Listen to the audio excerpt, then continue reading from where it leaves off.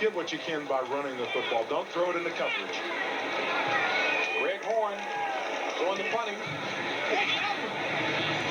Trail makes a run.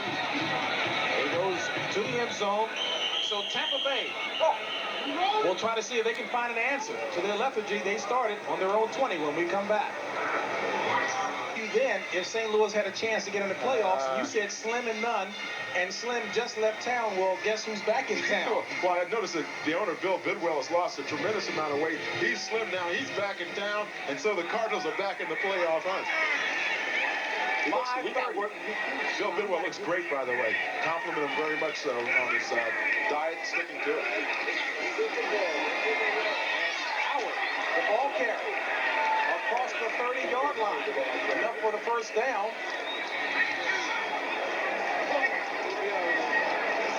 Now the clock becomes the enemy of the Tampa Bay Buccaneers. You see them scrambling, trying to get into that hurry-up offense. First and 10, ball at their own 31. Testaverde across the middle to Hill. Complete. At the 36-yard line, Bruce Hill on the reception, going across the middle. This is a nice little drill here for Vinny Testaverde. Not often a young quarterback gets a chance to run that 2-minute offense for about 5 or 6 minutes. We're going to get to see something, a little bit of something of what he does under the crucial situation. Under pressure, and he's down. E.J. Jr. with the sack. Another big play for the outside linebacker. Right side of your screen, number 54, E.J. Jr. You're going to get to see him on the replay. Comes in with the inside move. Now watch him loop all the way around the middle of the offensive line. It just runs Vinny Testaverde down. Fortunately, Vinny didn't fumble the ball. He had it hanging out. Fifth sack of the afternoon for the Cardinals.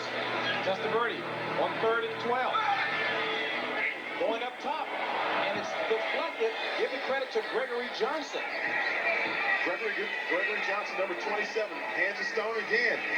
Had a clear interception. These defensive backs for the Cardinals have got to start picking off some of these passes. From the end zone, you see him, number 27, right there. Just the ball bounces off his hands. Those guys have to get some of those gloves that Dan Marino talks about in that commercial. Instead, it brings up a punting situation. Frank Garcia in to do the punting. Back deep for St. Louis by Sikahema. Flag on the play. Sikahema signals for the fair catch. He takes it at the 43-yard line, but there is a flag on the play. What that generally means is somebody left a little bit too early. No. We'll go against St. Louis. December 16th, 1984. And Sikahema again signals for the fair catch. Takes it at the 35-yard line. So St. Louis will take over at their own 35. And tonight on CBS 11.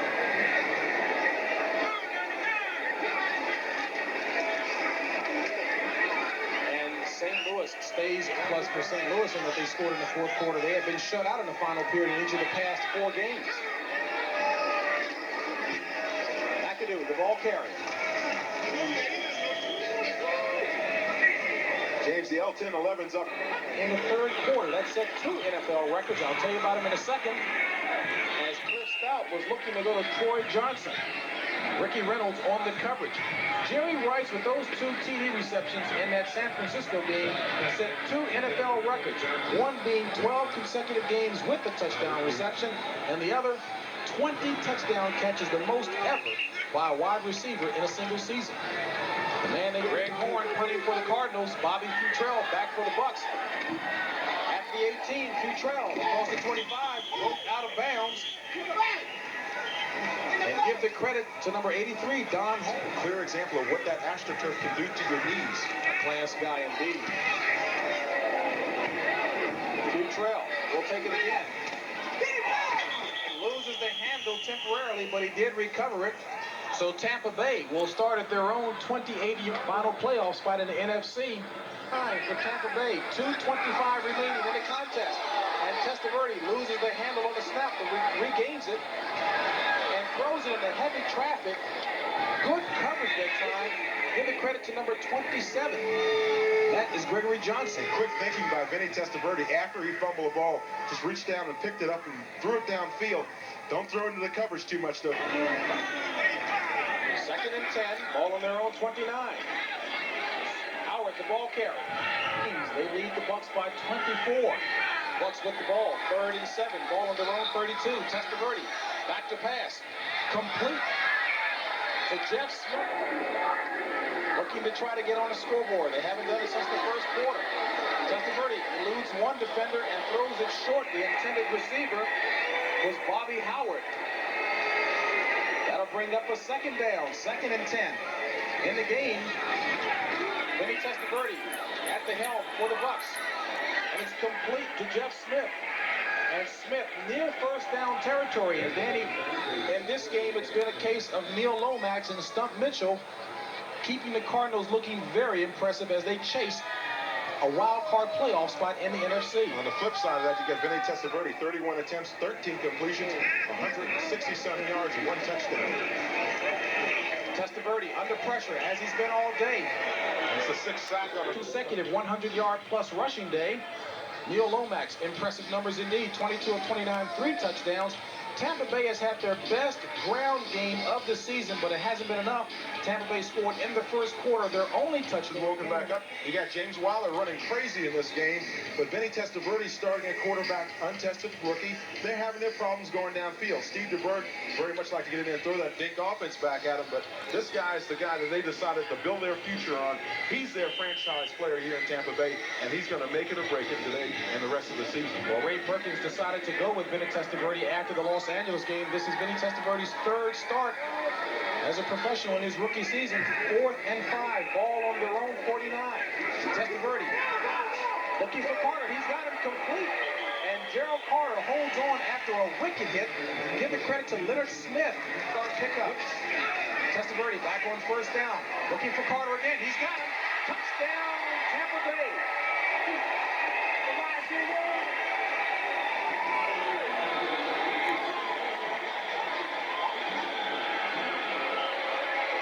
Tampa Bay finally gets on the board after a drought of over 3 quarters. Generally, 2-minute drill, you're going to have your safeties playing back deep. Key is don't get beat deep. Gerald Carter comes on the slant pattern, though, and he's able to beat that secondary. And Leonard Smith, number 45, almost getting Donald Igwe-Buike. It's up, and it's good. So Tampa Bay notches another touchdown on Gerald Carter with that touchdown reception and catch. At least 1 pass. As we take a look at the wild card picture, again, St. Louis in a must-win situation. And the Rams in a must-win situation as well. Tomorrow night against Dallas, and later on next week against San Francisco. So you look at Minnesota, they're in the best shape of anybody because they won today. But they've got to continue to win if they still want to guarantee themselves a wild card spot and lock it up. And we'll know who's in the playoffs in the NFC. With the performance his team has put on today. Again, we've talked all afternoon about how impressive a job he's done keeping his players focused in the midst of all kinds of turmoil back in St. Louis. And earlier in the week, he told us he was focused on something else. We got 60 Minutes coming up next in its entirety here on CBS. Except for in the Pacific and Mountain time zones. They'll get it a little bit later on in the day.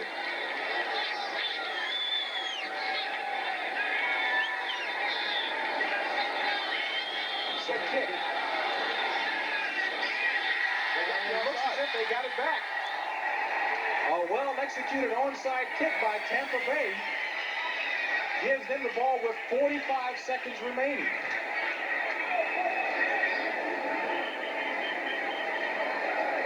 Donald Igwe-Buike with the onside kick. Now watch over the far side, left side of the field. Now watch those guys from Tampa Bay hustling down there. Grab that ball. Key block there by number 42, Bartolo. Steve Bartolo allows his man to get to the football. Great play by the Tampa Bay Buccaneers, and there's still a pileup over in that sideline, but no need fighting for it now, St. Louis. Tampa Bay recovered the football. And you would expect to see a whistle.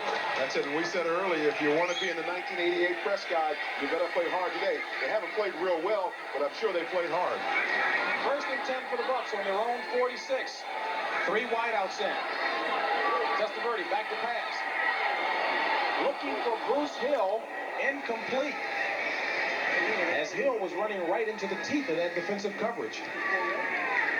If you're a receiver running downfield, you don't want to see all those defensive backs back there. For a 3rd touchdown.